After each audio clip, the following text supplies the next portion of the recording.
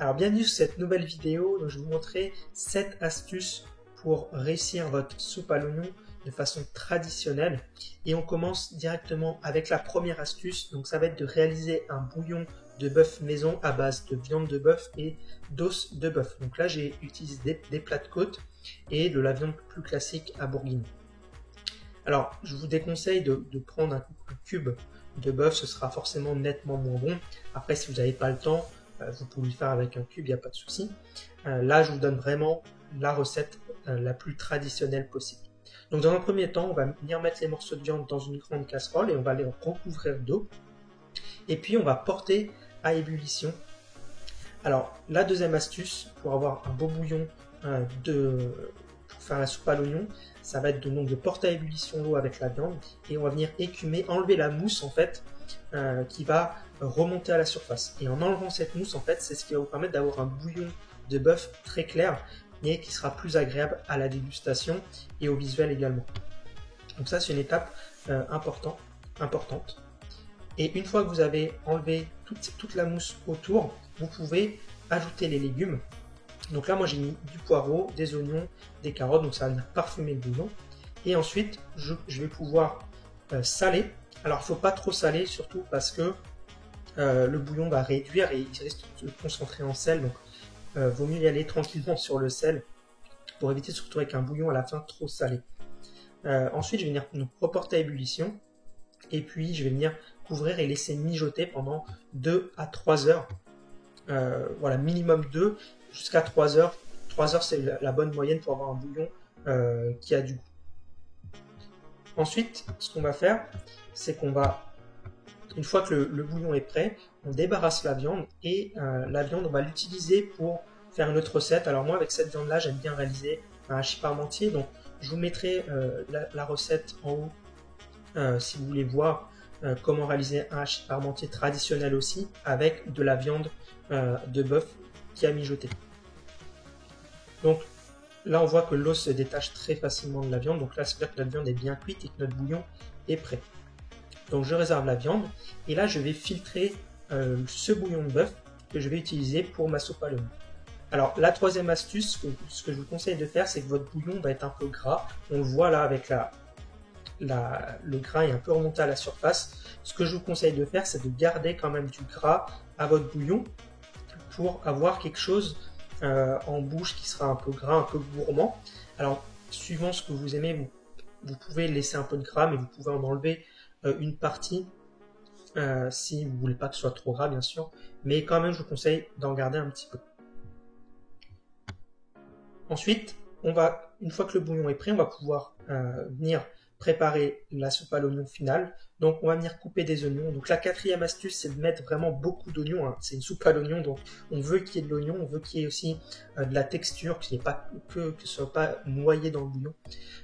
Et donc là, je vous conseille vraiment de mettre quand même beaucoup d'oignons.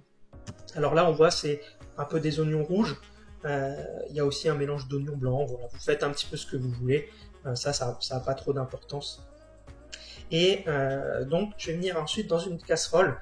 Voilà, vous pouvez mettre du beurre si vous voulez. Moi, j'ai mis de l'huile parce que avec le beurre plus le gras du bouillon, ça fait un peu trop. Donc, j'ai mis de l'huile. Et là, la cinquième astuce très importante, ça va être de venir faire bien dorer les oignons.